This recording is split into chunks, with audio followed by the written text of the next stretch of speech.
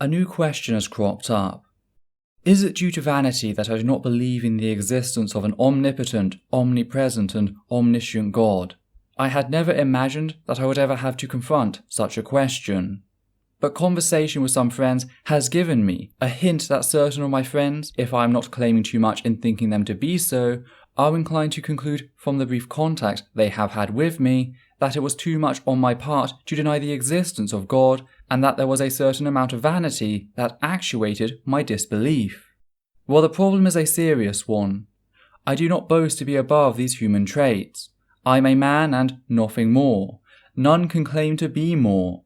I also have this weakness in me. Vanity does form a part of my nature. Amongst my comrades, I was called autocrat.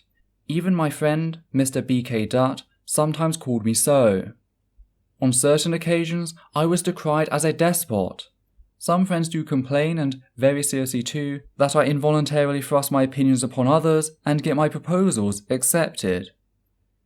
That this is true up to a certain extent, I do not deny. This may amount to egotism. There is vanity in me inasmuch as our cult, as opposed to other popular creeds, is concerned. But that is not personal. It may be. It is only legitimate pride in our cult and does not amount to vanity. Vanity, or to be more precise, akna, is the excess of undue pride in oneself. Whether it is such undue pride that has led me to atheism, or whether it is after a very careful study of the subject and after much consideration that I have come to disbelieve in God, is a question that I intend to discuss here. Let me first make it clear that egotism and vanity are two different things. In the first place, I have altogether failed to comprehend as to how undue pride or vain gloriousness could ever stand in the way of a man believing in God. I can refuse to recognize the greatness of a really great man, provided I have also achieved a certain amount of popularity without deserving it, or without having possessed the qualities really essential or indispensable for the same purpose. That much is conceivable. But in what way can a man believing in God cease believing due to his personal vanity? There are only two ways. The man should either begin to think himself a rival of God, or he may begin to believe himself to be God. In neither of these cases can he become a genuine atheist.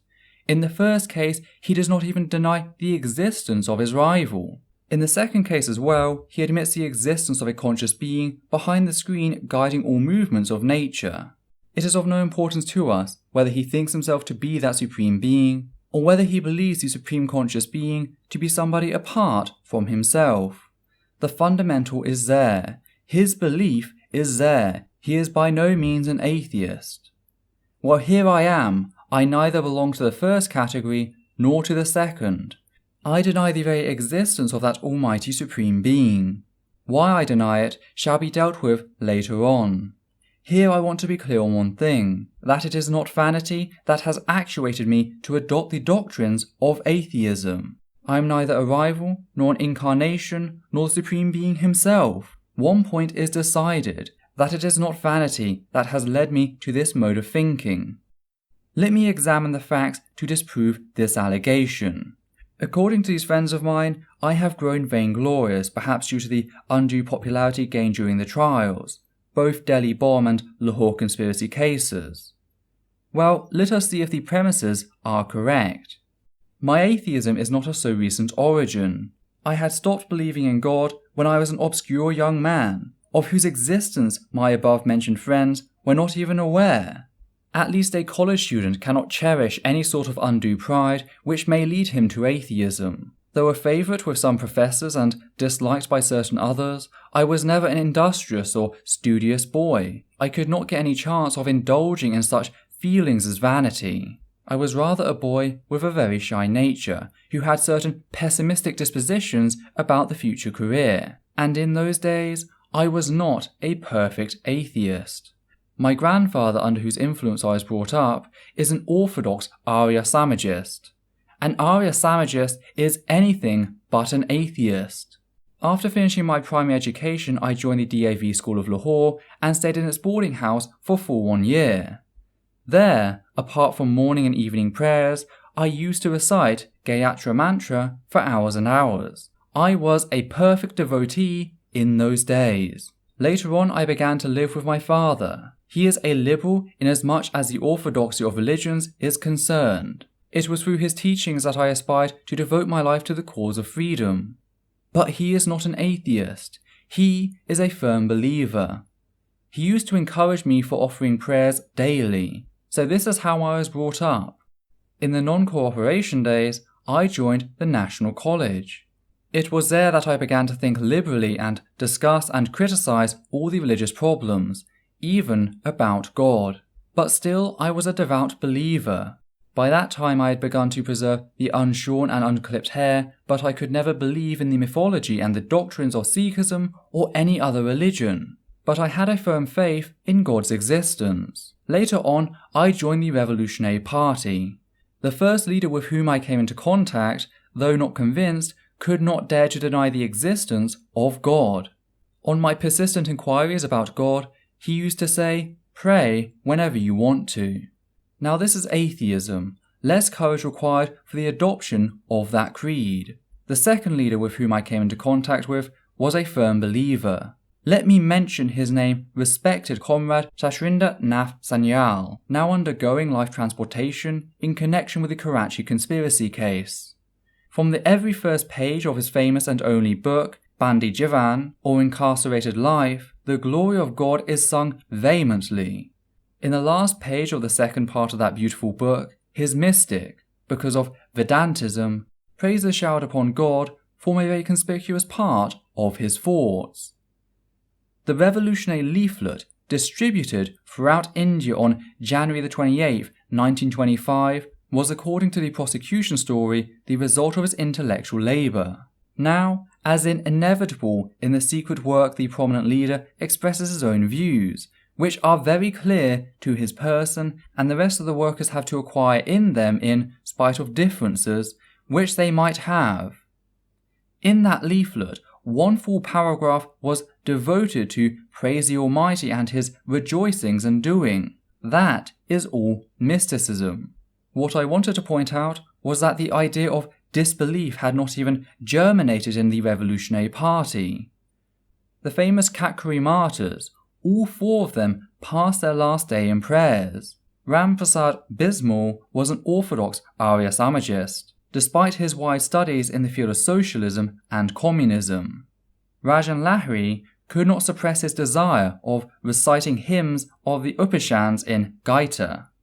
I saw only one man amongst them who never prayed, and used to say philosophy is the outcome of human weakness or limitation of knowledge. He is also undergoing a sentence of transportation for life, but he also never dared to deny the existence of God. Up to that period, I was only a romantic idealist revolutionary. Up till then, we were to follow. Now came the time to shoulder the whole responsibility. Due to the inevitable reaction for some time, the very existence of the party seemed impossible. Enthusiastic comrades, nay leaders, began to jeer at us. For some time I was afraid that someday I also might not be convinced of the futility of our own program. That was a turning point in my revolutionary career. Study was the cry that reverberated in the corridors of my mind. Study to enable yourself to face the arguments advanced by the opposition. Study to arm yourself with arguments in favour of your cult. I began to study. My previous faith and convictions underwent a remarkable modification. The romance of the violent methods alone, which was so prominent amongst our predecessors, was replaced by serious ideas. No more mysticism, no more blind faith. Realism became our cult. Use of force justifiable when resorted to as a matter of terrible necessity. Non-violence as policy indispensable for all mass movements. So much about methods. The most important thing was the clear conception of the ideal for which we were to fight. As there were no important activities in the field of action, I got opportunity to study various ideals of the world revolution. I studied Banneken, the anarchist leader, something of Marx, the father of communism, and much of Lenin, Trotsky and others, the men who had successfully carried out a revolution in their country. They were all atheists. Bakunin's God and State, though only fragmentary, is an interesting study of the subject. Later, I came across a book entitled Common Sense by Nalamba Swami. It was only a sort of mystic atheism. This subject became of utmost interest to me. By the end of 1926, I had been convinced as to the baselessness of the theory of existence of an almighty supreme being who created, guided and controlled the universe. I had given out this disbelief of mine. I began discussion on the subject with my friends. I had become a pronounced atheist. But what it meant will be presently discussed. In May 1927, I was arrested at Lahore. The arrest was a surprise. I was quite unaware of the fact that the police wanted me. All of a sudden, while passing through a garden, I found myself surrounded by police. To my own surprise, I was very calm at that time. I did not feel any sensation, neither did I experience any excitement. I was taken into police custody. Next day, I was taken to the railway police lockup, where I was to pass full 1 month. After many days' conversation with the police officials, I guessed that they had some information regarding my connection with the Kakuri Party and my other activities in connection with the revolutionary movement. They told me that I had been to Lucknow while the trial was going on there, that I had negotiated a certain scheme about their rescue, that after obtaining their approval, we had produced some bombs, that by the way of test, one of the bombs was thrown in the crowd on the occasion of Dussehra 1926. They further informed me, in my interest, that if I could give any statement throwing some light on the activities of the Revolutionary Party, I was not to be imprisoned, but on the contrary set free and rewarded even without being produced as an approver in the court. I laughed at the approval. It was all humbug. People holding ideals like ours do not throw bombs on their own innocent people. One fine morning, Mr. Newman, the then superintendent of CID, came to me, and after much sympathetic talk with me, imparted to him the extremely sad news that if I did not give any statement as demanded by them, they would be forced to send me up for trial for conspiracy to wage war in connection with the Kakuri case and for brutal murders in connection with Dussehra bomb outrage. And he further informed me that they had evidence enough to get me convicted and hanged. In those days I believed, though I was quite innocent, the police could do it if they desired. That very day, certain police officials began to persuade me to offer my prayers to God regularly both the times. Now, I was an atheist. I wanted to settle for myself, whether it was in the days of peace and enjoyment alone that I could boast of being an atheist, or whether during such hard times I could stick to those principles of mine. After great consideration, I decided that I could not lead myself to believe in and pray to God. No, I never did. That was the real test, and I came out successful. Never for a moment did I desire to save my neck at the cost of certain other things. So I was a staunch disbeliever and have ever since been. It was not an easy job to stand that test. Belief softens the hardships, even can make them pleasant. In God, man can find very strong consolation and support. Without him, the man has to depend upon himself. To stand upon one's own legs amid storms and hurricanes is not child's play. At such testing moments, vanity, if any, evaporates and a man cannot dare to defy the general beliefs. If he does, then he must conclude that he has got certain other strength than mere vanity. This is exactly the situation now. Judgment is already too well known. Within a week, it is to be pronounced. What is the consolation with the exception of the idea that I'm going to sacrifice my life for the cause? A God-believing Hindu might be expecting to be reborn as a king. A Muslim or a Christian might dream of the luxuries to be enjoyed in paradise and the reward he is to get for his sufferings and sacrifices. But what am I to expect? I know the moment the rope is fitted round my neck and the rafters removed from under my feet, that will be the final moment. That will be the last moment. I, or to be more precise, my soul as to be interpreted in the metaphysical terminology, shall all be finished there. Nothing further. A short life of struggle with no magnificent end shall in itself be the reward if I have the courage to take it in that light. That is all.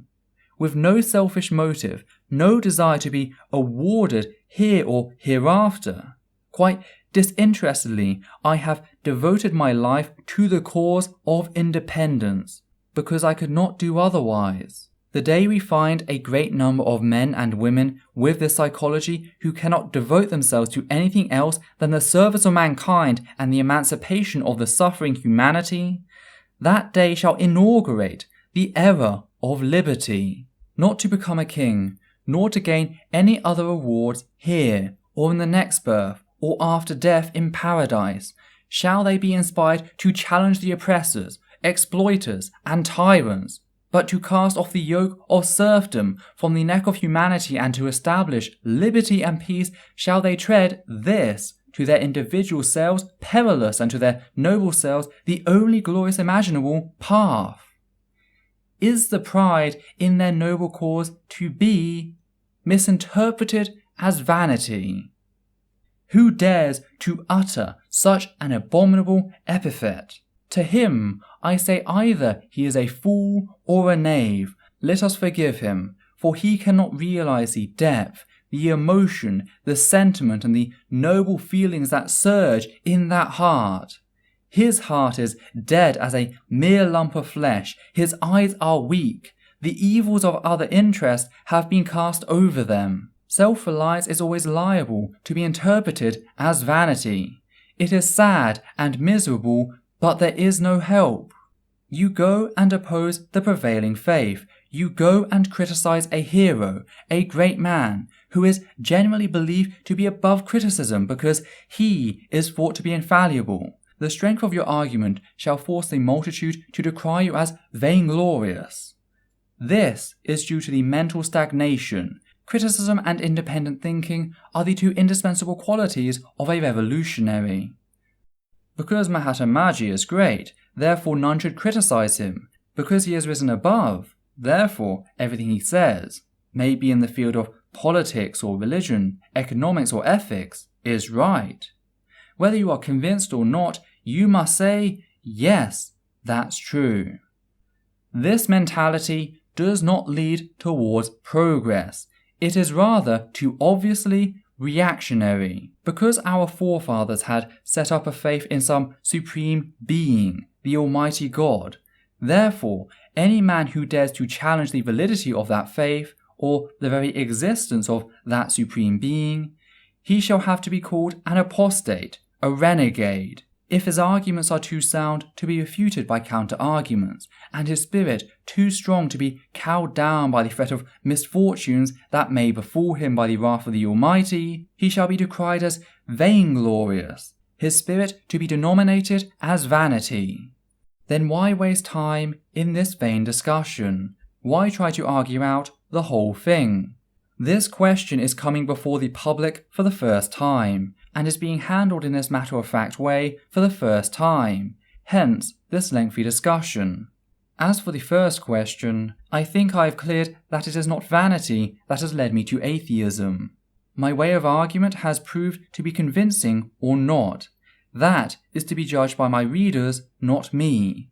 I know in my present circumstances, my faith in God would have made my life easier, my burden lighter, and my disbelief in him has turned all these circumstances too dry, and the situation may assume too harsh a shape. A little bit of mysticism can make it poetical, but I do not want the help of any intoxication to meet my fate. I am a realist. I have been trying to overpower the instinct in me by the help of reason. I have not always been successful in achieving this end.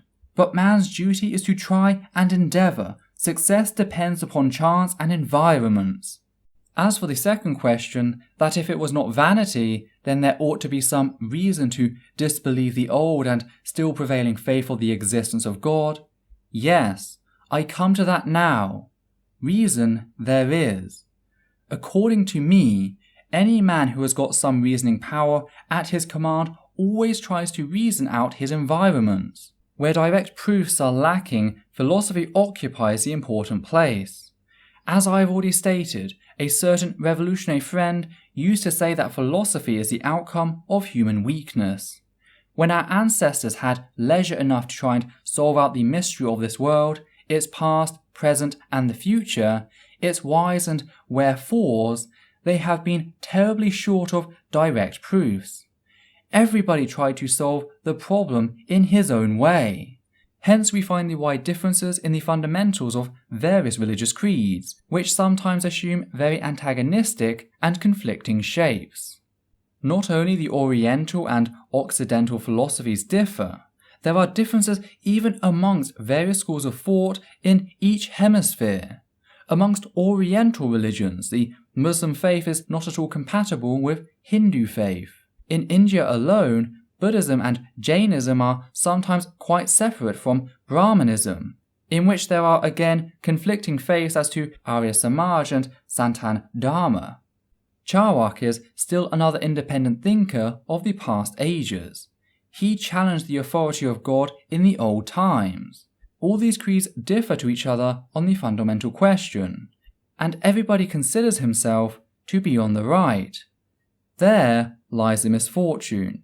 Instead of using the experiments and the expressions of the ancient savants and thinkers as the basis for our future struggle against ignorance and to try and find out a solution to this mysterious problem, we, lethargical as we have proved to be, raise the hue and cry of faith, unflinching and unwavering faith to their versions, and thus are guilty of stagnation in human progress. Any man who stands for progress has to criticize, disbelief and challenge every item of the old faith. Item by item, he has to reason out every nook and corner of the prevailing faith.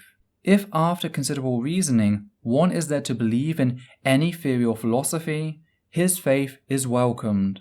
His reasoning can be mistaken, wrong, misled, and sometimes fallacious, but he is liable to correction because reason is the guiding star of his life. But mere faith and blind faith is dangerous. It dulls the brain and makes a man reactionary. A man who claims to be a realist has to challenge the whole of the ancient faith. If it does not stand the onslaught of reason, it crumbles down. Then the first thing for him to shatter the whole down and clear a space for the erection of a new philosophy. This is the negative side. After it begins the positive work in which sometimes some material of the old faith may be used for the purpose of reconstruction. As far as I am concerned, let me admit at the very outset that I have not been able to study much on this point. I had a great desire to study the Oriental philosophy, but I could not get any chance or opportunity to do the same. But so far the negative study is under discussion. I think I am convinced to the extent of questioning the soundness of the old faith. I have been convinced as to the non-existence of a conscious supreme being who is guiding and directing the movements of nature. We believe in nature, and the whole progressive movement aims at the domination of man over nature for his service. There is no conscious power behind it to direct. This is what our philosophy is. As from the negative side, we ask a few questions from the believers. If, as you believe, there is an almighty, omnipresent, omniscient and omnipotent God who created the earth or world, please let me know, why did he create it? This world of woes and miseries, a veritable, eternal combination of numberless tragedies, not a single soul being perfectly satisfied. Pray, don't say that it is his law. If he bounded by any law, he is not omnipotent. He is another slave like ourselves. Please don't say that it is his enjoyment. Nero burnt one Rome. He killed a very limited number of people. He created very few tragedies, all to his perfect enjoyment. And what is his place in history? By what names do the historians mention him? All the venomous epithets are showered upon him. Pages are blackened with invective diatribes condemning Nero, the tyrant, the heartless, the wicked. One Ghengis Khan sacrificed a few thousand lives to seek pleasure in it, and we hate the very name. Then how are you going to justify your almighty, eternal Nero, who has been and is still causing numberless tragedies every day, every hour, and every minute? How do you think to support his misdoings, which surpass those of Ghengis every single moment? I say, why did he create the world, a veritable hell, a place of constant and bitter unrest? Why did the Almighty create man when he had the power not to do it? What is the justification for all this? Do you say to award the innocent sufferers hereafter and to punish the wrongdoers as well? Well, how far shall you justify a man who may dare to inflict wounds upon your body to apply a very soft and soothing liniment upon it afterwards? How far the supporters and organisers of the gladiator institution were justified in throwing men before the half-starved, furious lions to be cared for and well looked after if they could survive and could manage to escape death by the wild beasts? That is why I ask, why did the conscious Supreme Being create this world and man in it? To seek pleasure? Where then is the difference between him and Nero? You Mohammedans and Christians, Hindu philosophy shall still linger on to offer another argument. I ask you, what is your answer to the above-mentioned question? You don't believe in previous birth. Like Hindus, you cannot advance the argument of previous misdoings of the apparently quite innocent sufferers. I ask you, why did the omnipotent labour for 6 days to create the world through word and each day to say that all was well? Call him today. Show him the past history. Make him study the present situation. Let us see if he dares to say, all is well. From the dungeons of prisons, from the stores of starvation consuming millions upon millions of human beings in slums and huts, from the exploited labourers, patiently or say apathetically watching the procedure of their blood being sucked by the capitalist vampires, and the wastage of human energy that will make a man with the least common sense shiver with horror, and from the preference of throwing the surplus of production in oceans rather than to distribute amongst the needy producers, to the palaces of kings built upon the foundation laid with human bones. Let him see all this, and let him say, all is well. Why and wherefore? That is my question. You are silent. All right then, I proceed. Well, you Hindus, you say all the present sufferers belong to the class of sinners of the previous births. Good. You say the present oppressors were saintly people in their previous births, hence they enjoy power. Let me admit that your ancestors were very shrewd people. They tried to find out theories strong enough to hammer down all the efforts of reason and disbelief. But let us analyse how far this argument can really stand. From the point of view of the most famous jurists, punishment can be justified only from 3 or 4 ends to meet which it is inflicted upon the wrongdoer. They are retributive, reformative, and deterrent. The retributive theory is now being condemned by all the advanced thinkers. Deterrent theory is also following the same fate. Reformative theory is the only one which is essential and indispensable for human progress. It aims at returning the offender as a most competent and peace-loving citizen to the society. But what is the nature of punishment inflicted by God upon men, even if we suppose them to be offenders? You say he sends them to be born as a cow, a cat, a tree, a herb, or a beast. You enumerate these punishments to be 84 lakh. I ask you, what is its reformative effect upon man? How many men have met you who say that they were born as a donkey in a previous birth for having committed any sin? None. Don't quote your Puranas. I have no scope to touch your mythologies. Moreover, do you know that the greatest sin in this world is to be poor? Poverty is a sin. It is a punishment. I ask you, how far would you appreciate a criminologist, a jurist, or a legislator who proposes such measures of punishment which shall inevitably force man to commit more offences? Had not your God thought of this, or he also had to learn these things by experience, but at the cost of untold sufferings to be borne by humanity? What do you think shall be the fate of a man who has been born in a poor and illiterate family of, say, a charmer or a sweeper? He is poor, hence he cannot study. He is hated and shunned by his fellow human beings who think themselves to be his superiors, having been born in, say, a higher caste. His ignorance, his poverty, and the treatment meted out to him shall harden his heart towards society. Suppose he commits a sin, who shall bear the consequences? God? He, or the learned ones of the society? What about the punishment of those people who were deliberately kept ignorant by the haughty and egotist Brahmins, and who had to pay the penalty by bearing the stream of being led, not led, in their ears for having heard a few sentences of your sacred books, of learning the Vedas? If they committed any offence, who was to be responsible for them and who was to bear the brunt? My dear friends, these theories are the inventions of the privileged ones. They justify their usurped power, riches and superiority by the help of these theories.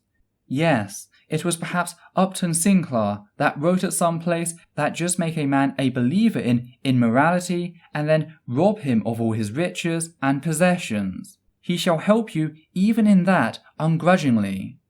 The coalition among the religious preachers and possessors of power brought forth jails, gallows, knots, and these theories. I ask why your omnipotent God does not stop every man when he is committing any sin or offence. He can do it quite easily. Why does he not kill warlords or kill the fury of war and thus avoid the catastrophe hurled down on the head of humanity by the Great War? Why does he not just produce a certain sentiment in the mind of the British people to liberate India? Why does he not infuse the altruistic enthusiasm in the hearts of all capitalists to forego their rights of personal possession of means of production and thus redeem the whole labouring community, nay, the whole human society from the bondage of capitalism? You want to reason out the practicability of a socialist theory? I leave it for your almighty God to enforce it. People recognise the merits of socialism inasmuch as the general welfare is concerned. They oppose it under the pretext of its being impractical. Let the Almighty step in and arrange everything in an orderly fashion. Now don't try to advance roundabout arguments, they are out of order. Let me tell you, British rule is not here because God wills it, but because they possess power and we do not dare to oppose them.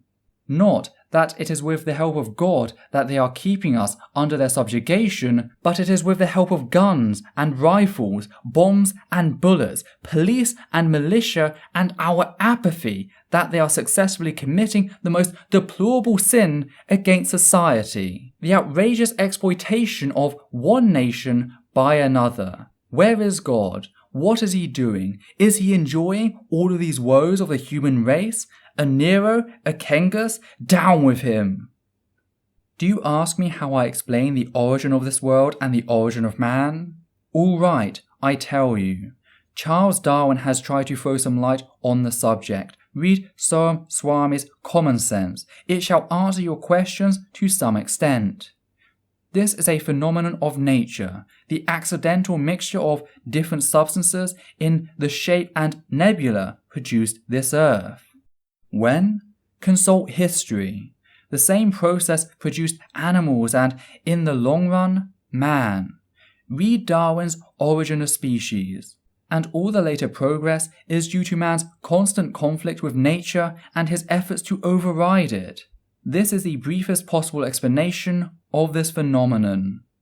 Your other argument may just be asked why a child is born blind or lame if not due to his deeds committed in the previous birth. This problem has been explained away by biologists as a more biological phenomenon.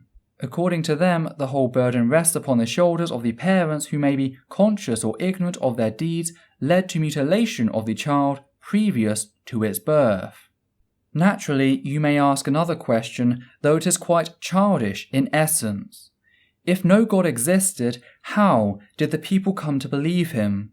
My answer is clear and brief. As they came to believe in ghosts and evil spirits, the only difference is that belief in God is almost universal and the philosophy well developed. Unlike certain of the radicals, I would not attribute its origin to the ingenuity of the exploiters who wanted to keep the people under the subjugation by preaching the existence of a supreme being and then claiming an authority and sanction from him for their privileged position. Though I do not differ with them on the essential point that all faiths, religions, creeds, and such other institutions became in turn the mere supporters of the tyrannical and exploiting institutions, men, and classes. Rebellion against king is always a sin according to every religion. As regards the origin of God, my own idea is that having realized the limitations of man, his weaknesses and shortcomings having been taken into consideration, God was brought into imaginary existence to encourage man to face boldly all the trying circumstances, to meet all dangers manfully, and to check and restrain his outburst in propensity and affluence. God, both of his private laws and parental generosity, was imagined and painted in greater detail. He was to serve as a deterrent factor when his fury and private laws were discussed, so that man may not become a danger to society.